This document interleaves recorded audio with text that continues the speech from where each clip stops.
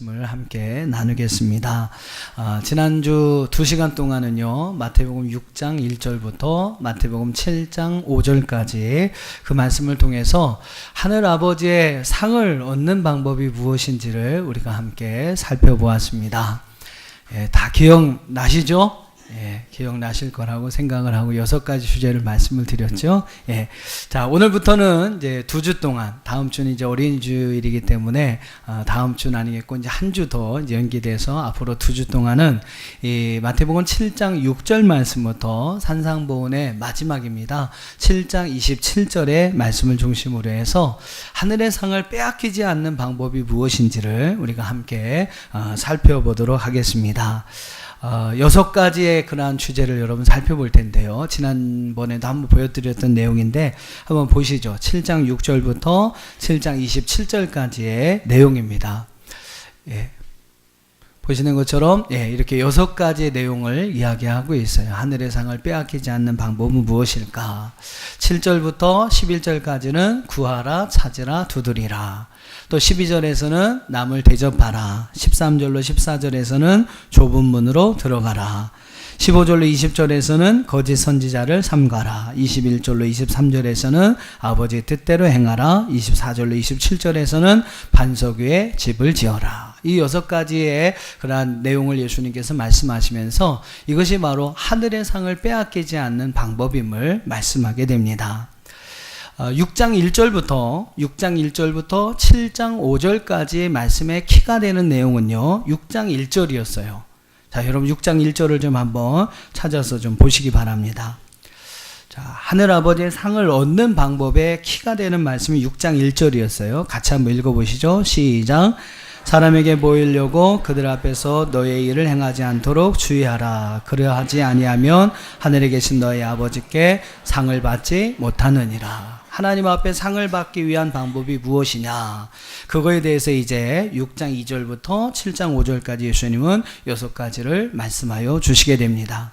자, 7장 6절부터 이제 다시 여러분 7장으로 오셔서 7장 6절부터 7장 27절까지의 말씀의 키가 되는 말씀은 7장 6절이에요.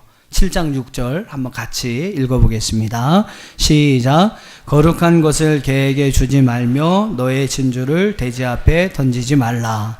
그들이 그것을 발로 밟고 돌이켜 너희를 찢어 상하게 할까 염려하라. 거룩한 것을 개에게 주지 말며 진주를 돼지 앞에 던지지 말라. 마태복음 13장에 보면 다른 공가복음 말씀에서도 예수님은 간혹 이 진주를 가지고 천국에 관한 그러한 비유의 말씀을 주시는 것을 볼 수 있습니다. 대표적인 말씀이 이제 마태복음 13장 45절과 46절인데 또 천국은 마치 좋은 진주를 구하는 장사와 같으니 극히 값진 진주를 하나 발견하면 가서 자기의 소유를 다 팔아 그 진주를 사느니라. 바로 이 천국에 관한 비유에 관한 말씀을 하시면서 예수님께서는 이 진주가, 좋은 진주가 바로 하나님의 나라 천국과 같다라고 이야기를 합니다. 우리가 세상에서 아무리 귀한 것을 많이 가지고 있다 할지라도 천국을 발견한 사람은 그 모든 것을 다 팔아서 그 천국을 사게 된다는 것이죠. 그래서 여러분이 이 천국을 진주로 비유하고 있어요. 그러니까 여기서 오늘 마태복음 7장에서도 예수님은 거룩한 것과 진주에 대해서 이야기를 합니다. 바로 하나님의 나라, 또 그 나라에서 받게 될 상을 이야기하는 것이죠. 우리들은 하나님의 백성으로서 하나님 앞에 받게 될 상이 있음을 분명히 믿습니다. 할렐루야. 우리 계속해서 말씀을 드렸죠. 성경은 오늘 우리에게 하나님을 믿는 믿음의 사람에게 하나님이 주실 상이 있음을 분명히 말씀합니다. 우리의 믿음은요, 하나님의 살아계신 것을 믿는 것이고 또 하나님을 믿는 자에게 상 주시는 하나님을 믿는 것입니다. 그러니까 여러분, 우리는 하나님의 백성으로 이 땅에 우리가 살 때 하나님 앞에 상급이 있음을 꼭 믿어야 되죠. 근데 여러분, 그 상급을, 그 귀한 것을, 그 거룩한 것을 개에게 던져주거나 돼지에게 던져주는 일을 행해서는 안 된다라는 겁니다. 개와 돼지는 우리의 상을 빼앗아 발로 밟고요, 오히려 우리에게 해가 되게 만드는 것들을 이야기합니다. 그런 것들에게 여러분, 우리의 상급을 뺏겨서는, 하늘의 상급을 뺏겨서는 안 된다고 예수님이 말씀하고 계시는 거예요. 자, 그렇다면 하나님 나라, 또 그 나라에서 받게 된 상을 빼앗기지 않으려면 어떻게 해야 할까요? 자, 오늘은 여러분 이제 7절부터 14절까지 내용을 중심으로 해서 세 가지 내용을 함께 살펴보고자 합니다. 자, 우리가 어떻게 하면 하늘의 상을 빼앗기지 않을까? 그 첫 번째는 한번 따라해 보시죠. 구하고 찾고 두드리라. 예, 구하고 찾고 두드리는 거. 이것이 바로 이제 여러분 하나님 나라에서 또 하나님 나라에서 받게 될 상을 빼앗기지 않는 우리의 삶의 아주 중요한 모습이라는 것입니다. 그래서 예수님은 오늘 이제 7절 말씀부터 11절 말씀 속에서 이것에 대해서 이야기를 합니다. 구하고 찾고 두드리라. 이 말씀의 의미는 의미적으로 따지면 다 하나님 앞에 구하라는 거예요. 근데 이제 헬라어 원문의 말씀을 보면 내용이 조금은 다릅니다. 구하는 것이 무엇인가? 이 구하라라는 말의 단어는 헬라어로 아이페오라는 단어가 쓰여 있는데 이거는 당당한 요구를 이야기합니다. 당당하게 요구하라라는 거예요. 미안한 마음으로 하는 것이 아니라 그냥 당당하게 요구하라라는 겁니다. 비록 여러분 이 땅에서 우리가 살아가고 하지만 우리는 하나님 나라의 백성들인 줄로 믿습니다. 하나님 나라의 백성으로서 우리가 하나님 앞에 요구할 것이 있다라는 거예요. 당당히 요구할 수 있는 것이 있다라는 거죠. 우리는 또한 하나님을 믿는 믿음으로 하나님의 자녀가 된 것을 믿습니다. 할렐루야. 예, 우리가 예수 그리스도를 통해서 예수님을 믿는 그 믿음 안에서 우리는 하나님의 자녀되는 권세를 가지고 살아가게 됩니다. 우리는 하나님의 자녀로서 우리 아버지 되시는 하나님 앞에 당당히 요구할 수 있는 것이 있다라는 거예요. 그것이 바로 여러분 아이오페, 구하라라는 단어의 의미입니다. 이제 저도 딸 아이를 둘을 키우고 있습니다만 가끔 보면 얘들이 황당해요. 예, 어떻게 황당하냐면 저보고 막 뭘 달래요. 예, 자기들이 저한테 준 일도 없고 맡긴 일도 없으면서 뭘 달래요. 어쩔 땐 누구 선물 사줘야 된다고 꽤 많은 돈을 달래요. 저한테 돈 준 일도 없고 저한테 맡긴 일도 없으면서 저한테 와서 그냥 당당하게 요구를 합니다. 아주 떳떳하게 요구를 해요. 근데 저도 참 이상하죠. 저도 참 이상한 게 뭐냐면 그 요구가 기분 나쁘지가 않아요. 예, 그 와서 요구하는 게 기분 나쁘지 않습니다. 상당히 기분 나쁜 요구인데, 그죠? 자기한테 맡기거나 준 일도 없는데 와서 그냥 떳떳하게 막 달라고 미안한 마음도 없고 그냥 와서 딱 달래니까 상당히 기분 나쁜 요구임에도 불구하고 저는 오히려 그것이 기쁨이 됩니다. 그러면서 그 요구를 들어주는 거죠. 그럼 왜 그럴까요? 왜 그럴까요? 제 자녀이기 때문이죠. 쉽게 말하면 제가 사랑하는 제 자녀이기 때문입니다. 아마 저하고 아무런 상관없는 애가 와가지고 이것저것 달라고 그러면 아마 혼내킬 거예요. 아마 쫓아보낼 겁니다. 근데 제 자녀들이 와서 달라고 하니까 여러분 전혀 조금도 기분 나쁘지 않고 오히려 기쁨으로 저희 것을 내어줍니다. 바로 자녀이기 때문이죠. 우리가 여러분 예수님을 믿고 하나님의 자녀가 된 것을 믿습니다. 하나님의 말씀을 듣고 여러분 그 말씀을 지키고 행함으로 우리가 하나님의 나라의 백성이 된 것을 믿습니다. 우리는 여러분 하나님의 자녀로서 하나님 나라의 백성으로서 하나님 앞에 당당하게 요구할 수 있는 권한이 있다라는 거예요. 그래서 여러분 하나님은 오늘 예수님 우리에게 구하라. 너의 당당한 것을 하나님 앞에 요구해라. 아이페오라고 이야기를 합니다. 자, 두 번째는 찾으라 그랬어요. 여러분 이 찾으라는 보물찾기를 좀 생각하세요. 보물찾기가 연관되는 그러한 단어인데요. 헬라어로는 크루오라고 하는 단어가 쓰여집니다. 여러분 보물찾기 할 때 어떻습니까? 보물찾기 금방금방 보일 수 있는 곳에 보물을 숨겨놓지 않잖아요. 그죠? 면밀히 잘 살피고 아주 깊숙한 곳에 이렇게 숨겨놓기 때문에 자세히 관찰하면서 찾아봐야 그걸 찾을 수 있는 겁니다. 때로는 여러분 인내를 가지고 차근차근 잘 찾아봐야 그 보물을 발견할 수가 있는 것이죠. 그러니까 여러분 그 의미가 크루, 즉 찾으라라는 말입니다. 우리가 여러분 하나님 앞에 구할 때 어떻게 구해야 합니까? 때로는 하나님께서 하나님의 좋은 것을 하나님 앞에 요구할 때 우리가 여러분 어떻게 요구해야 하는가? 때로는 요목조목 자세히 우리의 기도의 제목들을 하나님 앞에 올려드리는 것이 필요한 거예요. 하나님은 다 아시겠지. 물론 하나님 다 아시죠. 하지만 하나님은 우리가 구하는 것을 얻게 하시고 찾는 것을 찾게 하시고 두드리는 것이 열려지게 하시는 줄 믿습니다. 오늘 이런 본문에도 말씀도 보죠. 9절에서는 떡을 요구할 것을, 또 10절에서는 구체적으로 생선을 달라고 요구할 것을 이야기합니다. 생선을 구하고 떡을 구하라는 거예요. 그러면 돌을 줄 부모가 없고 뱀을 줄 부모가 없다라는 것이죠. 또한 우리는요, 인내로서 하나님 앞에 구해야 합니다. 당당하게 여러분 구하되 우리는 인내로서 기다릴 줄 알아야 합니다. 구하는 것은 우리가 하죠. 그러나 여러분 응답하시는 것은 하나님이 하시는 거예요. 주시는 것은 하나님이 하시는 겁니다. 하나님은 하나님의 때에, 적당한 때에 우리에게 필요한 것을 주시는 하나님이신 줄 믿습니다. 그러니까 여러분 우리는요, 하나님의 때를 기다릴 줄 아는 인내가 우리에게 필요하다는 것이죠. 세 번째는 뭡니까? 두드리다. 이 두드리다라는 단어의 헬라어는 제테오라는 단어인데, 이 말의 의미는 끊임없이 반복적으로라는 뜻을 가지고 있어요. 그러니까 여러분 계속해서 끊임없이 하나님 앞에 요구하라라는 겁니다. 어떤 분이 저에게 와서 그렇게 묻습니다. 목사님, 제가 이런 기도의 제목이 있는데 언제까지 그거 기도해야 합니까? 이렇게 얘기를 해요. 언제까지 기도해야 합니까? 그래서 제가 그렇게 대답을 했습니다. 첫째는 응답될 때까지입니다. 둘째는 그 응답이 어떤 응답이든 순종할 수 있을 때까지입니다. 그렇게 제가 답을 드렸어요. 답을 드리고 돌아서 보니까 제가 참 대답을 잘했구나 이렇게 생각이 들 정도로, 하여튼 그렇습니다. 여러분 응답될 때까지 기도하는 거. 엘리야처럼 여러분 한 번, 두 번 해보고 안 되면 5번, 6번 응답될 때까지 계속해서 끊임없이 구하라라는 거죠. 또한 하나님께서 우리에게 어떤 응답을 주시든지 여러분 그 응답이 우리에게 순종이 되어질 때까지 하나님은 구하라라는 겁니다. 이것이 바로 여러분 두드리는 기도의 의미라는 것이죠.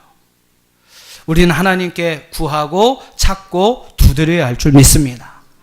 왜 그럴까요? 11절 말씀을 한번 보세요. 오늘 본문의 11절 같이 한번 읽어보겠습니다. 시작. 하늘에 계신 너희 아버지께서 구하는 자에게 좋은 것을 주시지 않겠느냐. 왜 여러분 우리가 구하고 찾고 두드려야 합니까? 그 이유는요, 우리가 그렇게 할 때에 하나님께서 우리에게 좋은 것을 주시기 때문인 줄 믿습니다.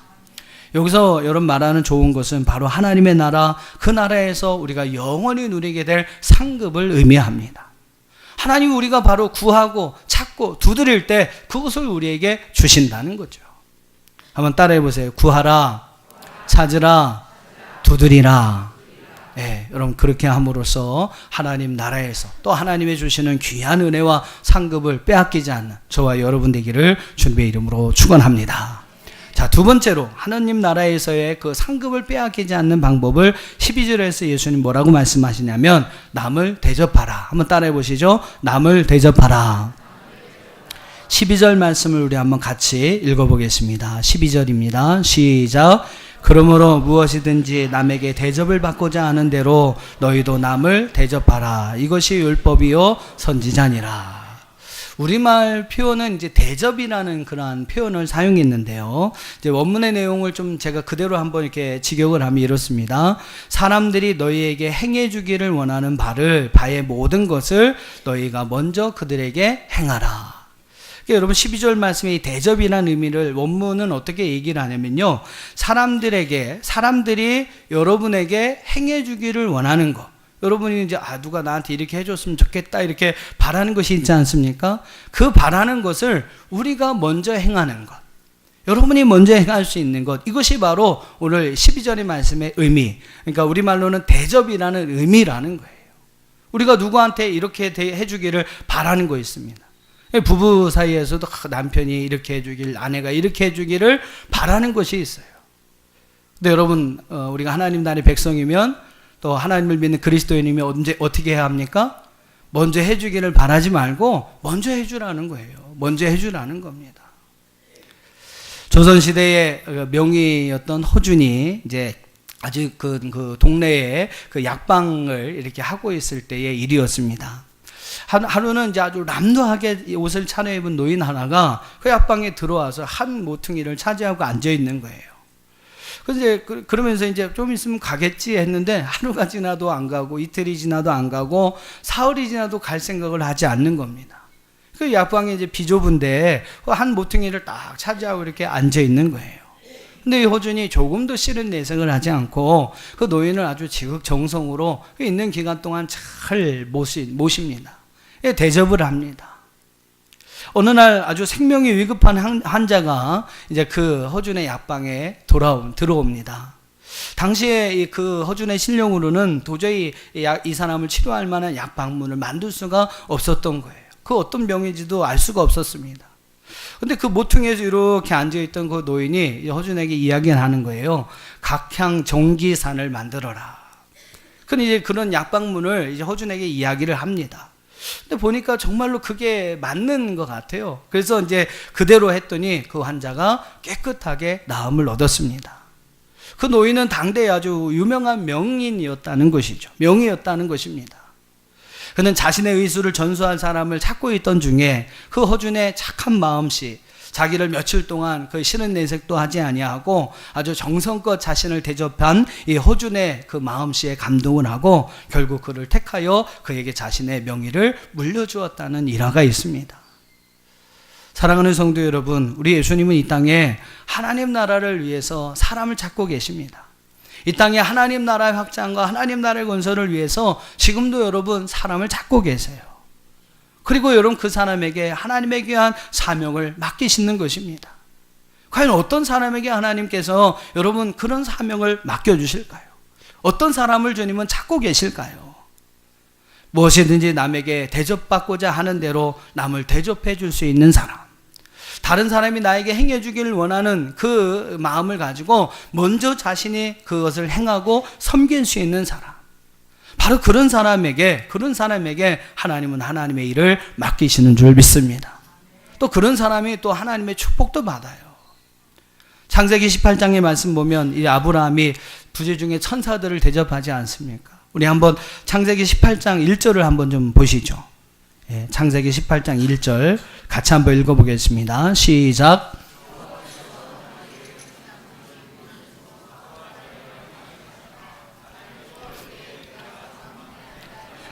네, 18장 1절에 보면 여호와께서 아브라함에게 나타나셨다라고 이야기를 합니다. 어떤 모습으로 나타났냐면 세 명의 나그네의 모습으로 나타나게 되죠.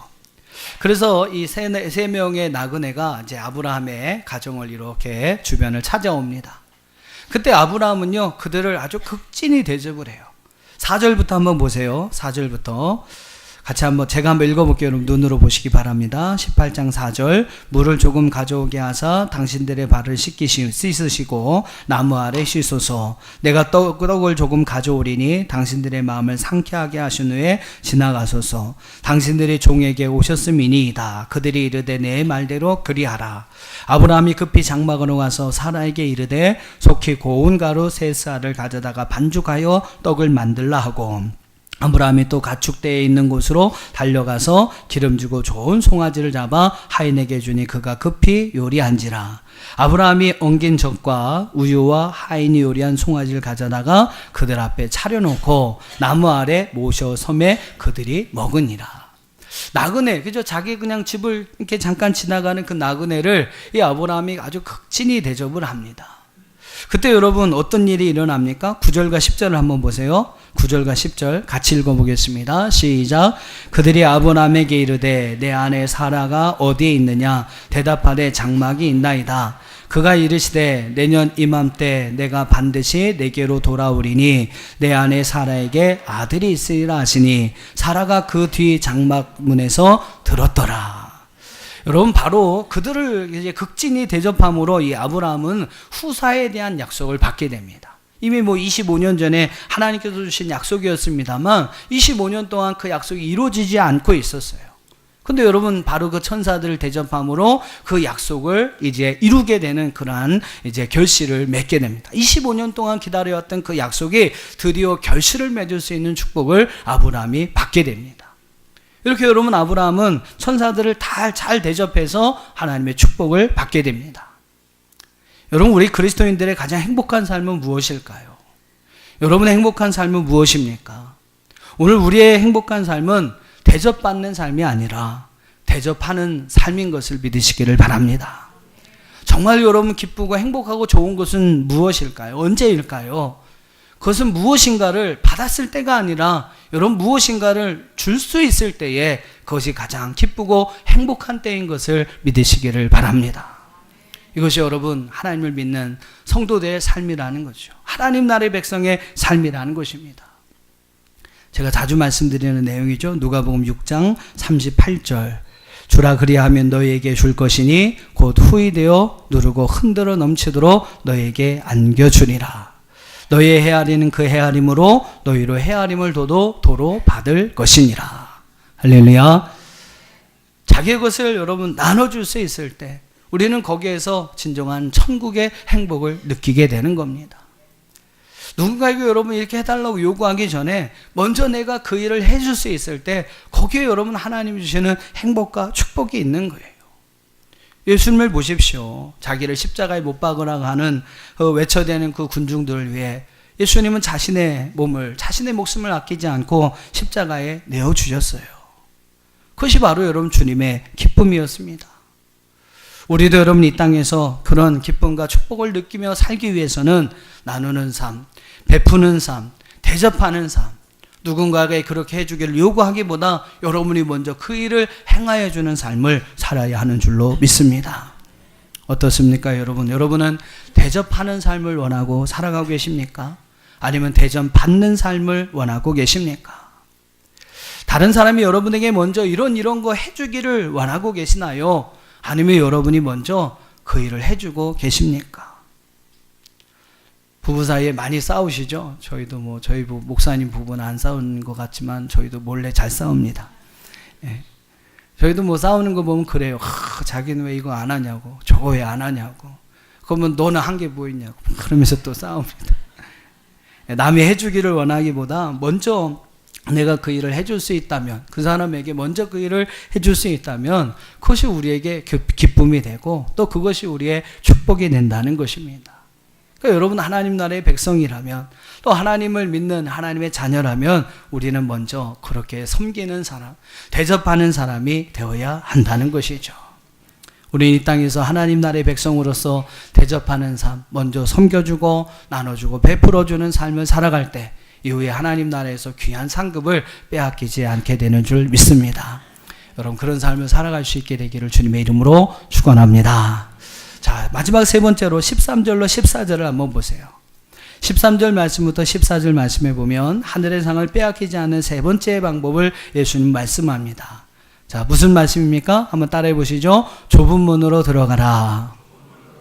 네, 좁은 문으로 들어가라. 13절과 14절 그래 한번 같이 읽어보겠습니다. 시작.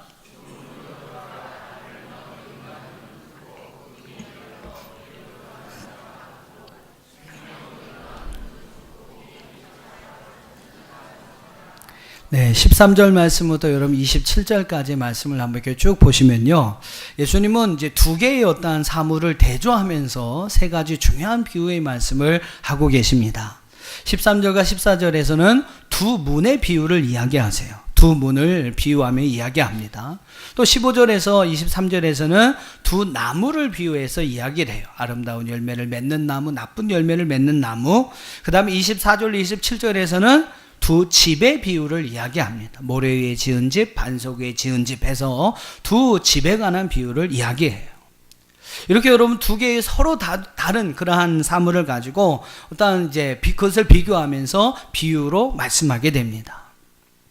13절과 14절에서 여러분 그 두 문의 비유가 나오죠. 바로 멸망으로 인도하는 문과 생명으로 인도하는 문이 있다라는 거예요. 여러분 왜 이렇게 두 가지를 대조해서 이야기할까요? 그것은 바로 선택하라는 겁니다. 하나님은 우리에게 자유의지를 주셨어요. 너 이 길 꼭 가야 돼 이렇게 하지 않으셨어요. 우리로 하여금 선택할 수 있도록 동산나무의 중앙에 있는 그 실과를 먹을 수도 있고 안 먹을 수도 있고 하나님 말씀에 순종해서 그것을 따 먹을 수도, 순종하지 않아서 그것을 따 먹을 수도 있고 순종해서 따 먹지 않을 수 있습니다. 그게 우리 인간에게 하나님께 주신 자유의지거든요. 우리를 여러분 일로 해야 돼, 이렇게 가야 돼, 이쪽으로 해야 돼, 이것만 해야 돼 라고 하나님은 그렇게 우리에게 명령하지 않으셨습니다. 우리에게 자유의지를 주셔서 선택할 수 있는 기회를 주셨어요. 멸망으로 인도하는 문이 있습니다. 생명으로 인도하는 문이 있습니다. 그 두 가지를 이야기하면서 선택하라는 거예요. 어느 문을 갈지, 어떤 길을 갈지 선택하라는 것입니다. 아름다운 열매를 맺는 나무가 있고 나쁜 열매가 맺는 그러한 나무가 있어요. 어느 나무, 어떤 나무가 되기를 원하는지 오늘 우리에게 선택하라는 것입니다. 비가 오고 창수가 나고 바람이 불면 쉽게 무너지는 집이 있어요. 모래 위에 지은 집이죠. 근데 그런 게 와도요, 절대 무너지지 않는 견고한 집, 반석에 지은 집이 있습니다. 어떤 집을 짓기를 원하느냐라는 거죠. 선택하라라는 겁니다. 한번 제가 여러분 물어볼게. 한번 선택해 보세요. 여러분, 멸망으로 가는 문이 있습니다. 생명으로 인도하는 문이 있습니다. 어느 문을 선택하시겠습니까? 생명으로 인도하는 문을 택해야 되죠. 아름다운 열매를 맺는 나무가 있고 나쁜 열매를 맺는 나무가 있어요. 여러분, 어떤 나무가 되기를 원하십니까?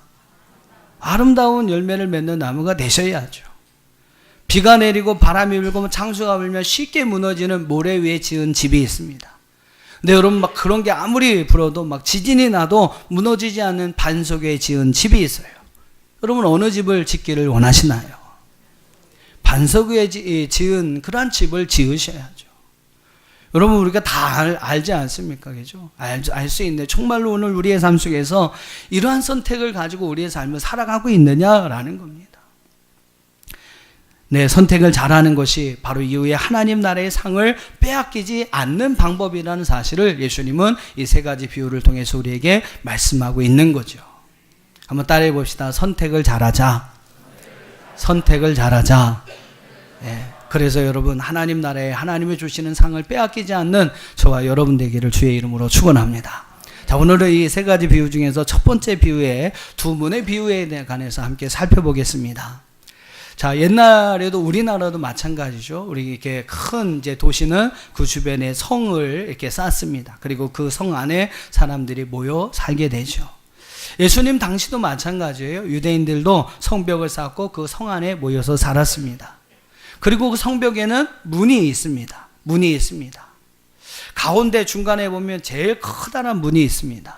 그리고 그 문은 이제 연결되어 있는 길도 참 넓습니다. 전쟁에서 승리하고 돌아올 때는 이 그 문은 개선문으로 쓰여지게 되죠.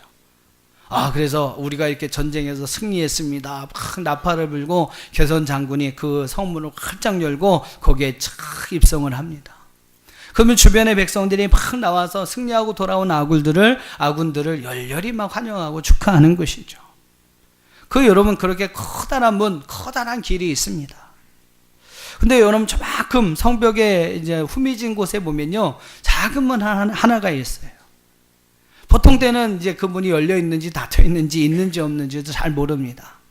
근데 꼭 필요할 때가 있어요. 늦은 밤에 아주 이제 비상시에 이렇게 그 문이 쓰여져야 하고 사용되어지는 경우가 있습니다. 사람들이 보지도 않죠. 관심도 없습니다. 그런 문을 이제 비상시에 어떤 문으로서 그 문을 들어오고 나가는 경우들이 있다라는 거죠. 그 주변의 길은 사람들이 많이 안 다니니까 좁고 협착할 수밖에 없습니다. 다니기 어려울 수밖에 없어요. 자, 여러분, 이런 광경을 한번 머리에 두시고 한번 예수님의 말씀을 생각해 보십시오. 너희는 넓은 길로 들어가지 마라. 좁은 문으로 들어가라. 너는 넓은 길로 걸어 다니지 말고 좁은 길로 걸어가라. 지금 예수님이 말씀하시는 넓은 문과 넓은 길은 무엇을 의미하는 것일까요? 그것은 자기 의를 드러내는 서기관들과 바리새인들의 의를 이야기하는 겁니다. 자기들의 인간적인 의를 의시되면서 뽐내는 사람들을 이야기하는 거죠. 마치 자기들이 개선 장군인 듯이 자기들의 영광이 다 자기가 한 것이냐, 자기가 해왔던 이 모든 일, 자기가 누리고 있는 그 모든 것이 마치 자기가 한 것이냐, 자기의 영광을 드러내면서 뽐내고 의시되는 이들이 있습니다. 바로 스스로 자기의 상을 얻고자 하는 이들이었다는 것이죠. 반면에 여러분, 누구도 모르게 그냥 이렇게 좁은 문, 좁은 길을 다니는 이들이 있습니다. 결코 자기의 의를 내세우지 않습니다. 드러내지 않습니다. 왜요? 모든 것이 하나님의 은혜이니까. 내가 지금까지 이렇게 살아온 것이 하나님의 은혜이니까. 내가 지금 이렇게 많은 것을 누리고 있고 받고 있고 정말로 사랑하고 수 있는 것은 하나님의 은혜인 줄 아니까 그냥 저절로 고개를 숙이는 것입니다. 누구도 표시 안 나게 그 좁은 문을, 좁은 길을 걸어 다닐 뿐이죠. 자기를 드러내지 않습니다. 왜요? 하나님 은혜인걸요.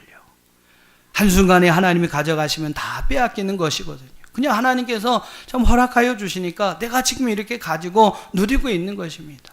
그것이 감사하니까 자기 의를 드러낼 수가 없는 것이죠. 의시되거나 뽐낼 수가 없는 것입니다. 사랑하는 여러분, 누가 이 두 사람이 있다면 넓은 길을 다니는 사람과 좁은 문, 좁은 길을 다니는 이 두 사람이 있다면 누가 천국에 가서 상을 얻겠습니까? 우리는 이미 마태복음 6장에서 구제, 금식, 기도할 때에 외식하는 자들의 모습을 함께 살펴봤어요. 자, 한번 보세요. 마태복음 6장으로 한번 가보십시오. 마태복음 6장 2절에 보면 마태복음 6장 2절에 그러므로 구제할 때에 외식하는 자가 사람에게서 영광을 얻으려고 회당과 거리에서 하는 것 같이 너희 앞에 나팔을 불지 마라. 진실로 너에게 이르노니 뭐라고 했어요? 그들은 자기 상을 이미 받았느니라. 또 5절을 보세요. 또 너희는 기도할 때에 외식하는 자와 같이 하지 말라. 그들은 사람에게 보이려고 회당과 큰 어귀에 서서 기도하기를 좋아하느니라. 내가 진실로 너희에게 이르노니 그들은 자기 상을 이미 받았느니라. 또 16절 보세요. 금식할 때 너희는 외식하는 자들과 같이 슬픈 기색을 보이지 말라. 그들은 금식하는 것은 사람에게 보이려고 얼굴을 흉하게 하느니라. 내가 진실로 너희에게 이르노니 그들은 자기 상을 이미 받았느니라. 여러분, 자기 의를 드러내고 그러면서 여러 가지 일들을 행하는 것은요, 이미 자기 상을 다 받은 것이다 라고 예수님은 말씀하여 주셨습니다. 서기관과 바리새인들이 자신을 드러내는 그 의는 이미 자기의 상을 받았기 때문에 하나님 나라에서 상이 없다라는 거예요. 누가 여러분 하나님 나라에서 상을 받습니까? 우선 자기의 의를 드러내지 않고 모든 것이 하나님의 은혜임을 고백하면서 좁은 문, 좁은 길을 다니는 자만이 하나님 앞에 그것이 기억되고 또 그것이 이후에 우리에게 귀한 상급이 되는 줄로 믿습니다. 이 땅에서 여러분 이미 스스로 상을 받고자 하는 사람은 이후에 받은 상이 없다라는 게 예수님의 말씀이에요. 그래서 여러분 우리에게 좁은 문, 좁은 길을 걸어가라라고 말씀하고 있습니다. 스스로 자기 일을 드러내는 사람, 자기가 행한 것을 의시되고 뽐내는 사람, 스스로 자신을 높이는 사람, 결국 하나님께서 그를 낮추시는 겁니다. 그 사람은 하나님 나라의 상급을 빼앗기고 마는 것이죠. 그러므로 우리는요, 이후에 하나님 앞에 상을 얻기 위해서는, 하나님이 우리에게 주실 그 상을 빼앗기지 않기 위해서는 좁은 문, 좁은 길을 걸어가야 합니다. 모든 것이 여러분 하나님의 임을 알고요, 절대로 어떤 일을, 좋은 일을 하셔도 자신을 드러내지 않고 언제나 겸손하게 하나님만을 바라보며 하나님께만 영광 돌리는 삶을 살아가야 한다는 것입니다. 자기 일을 드러내지 않는 삶, 그러면서 묵묵히 하나님만 바라보며 하나님께 영광을 돌리는 삶, 하나님이 주신 은혜에 진심으로 감사하며 살아가는 사람, 바로 이 사람이 하늘의 상을 빼앗기지 않는 줄 믿습니다. 말씀을 정리하고 마치겠습니다. 예수님께서 오늘 본문의 말씀을 통해서 우리에게 세 가지 하나님 나라의 상급을 빼앗기지 않는 방법을 말씀하셨어요. 첫째는 구하라, 찾으라, 두드리라. 두 번째는 남을 대접해라. 남이 여러분이 누군가에게 해주기를 원하시는 것을 여러분이 먼저 해줄 수 있어라. 세 번째는 좁은 문으로 들어가라. 자기의 의의를 드러내지 말고 모든 것이 하나님의 은혜니까 너는 겸손히 너 자신을 낮춰라. 그러면 그것이 바로 이후에 하나님이 우리에게 주실 상급이 된다. 오늘 이 말씀을 여러분 기억하시면서 하나님께서 우리에게 주시는 좋은 것, 거룩한 것, 귀한 것 절대 빼앗기지 않는 저와 여러분의 믿음과 신앙이 될 수 있기를 주님의 이름으로 축원합니다.